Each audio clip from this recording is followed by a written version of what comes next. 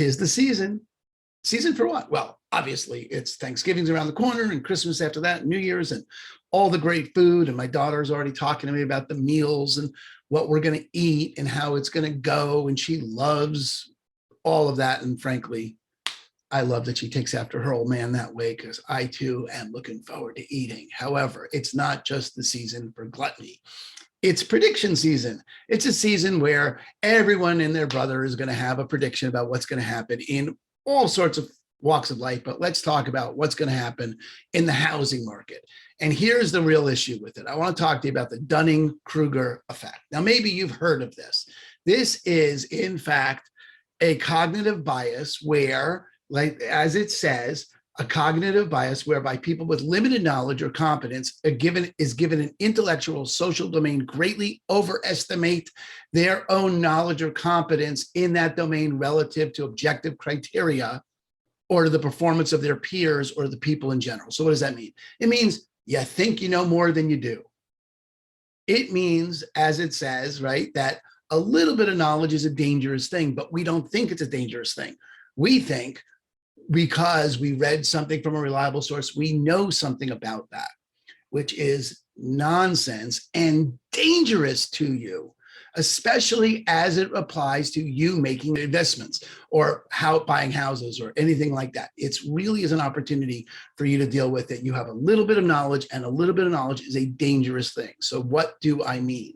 Well, if you just Google housing bubble, as I have done here, you'll notice there are 77 million web pages about that. Almost 78 million responses that you can find in less than a second. Less than a second, you get 78 million different web pages talking about the housing bubble. That's an insane amount of information that there would be to wade through to be able to formulate an opinion. And a preliminary search of the first page ranges from Forbes magazine, who you could stand for. Well, that's a reliable source. Look at them. They're saying the housing boom is not a bubble. Hey, now I think I know something. I have a source. Forbes, they're reliable. They're saying there's not a housing bubble. Great, I can move forward like there is no housing bubble. But whoa, whoa, whoa. Here's Reuters, also not an unreliable source, saying that the European Central Bank sees the risk in the housing bubble will burst. It's not even questioning whether there's a housing bubble. They know there's a housing bubble. They're questioning whether or not it'll burst.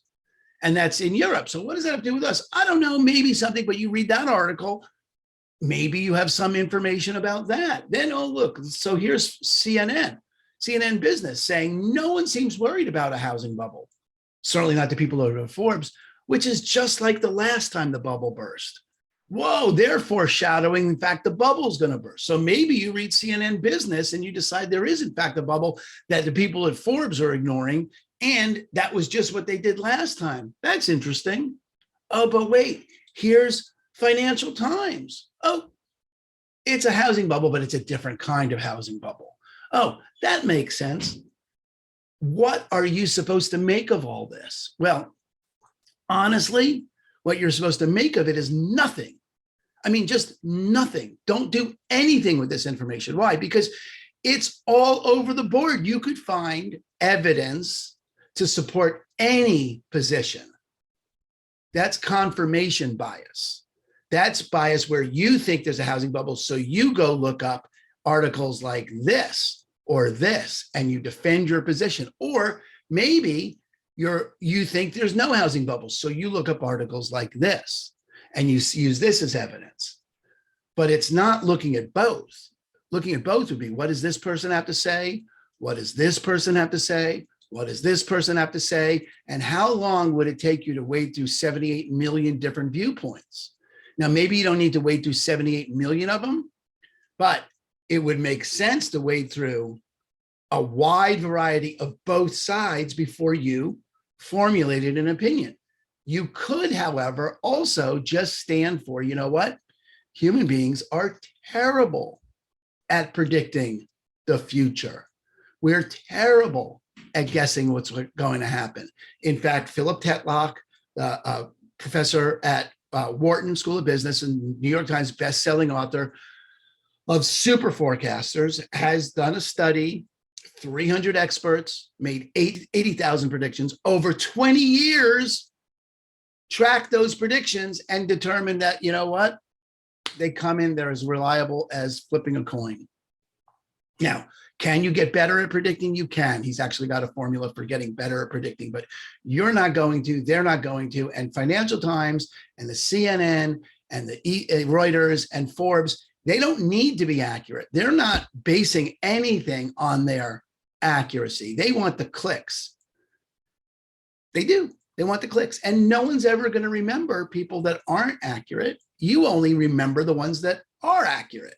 That then becomes availability bias. You think that the things you can draw to mind easily, you know, like the guy from The Big Short.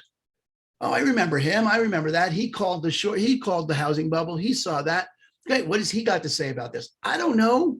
Whatever he has to say about it, maybe it's meaningful, maybe it's not. You just want to know that we are really, human beings are really unreliable at being able to predict the future. In fact, the super forecasting methodology for getting better at it is to constantly update your forecasts, constantly be open for revision. So what does that mean? It means even if they say something now, they're likely to change it based on new information. So what are you supposed to do? Well, first, deal with its prediction season. Deal with everyone's going to have an opinion. In fact, there's 78 million of them right here. Took you less than a second to find 78 million opinions. Okay, everyone's going to have one. It's flipping a coin to know who's actually going to be right or not.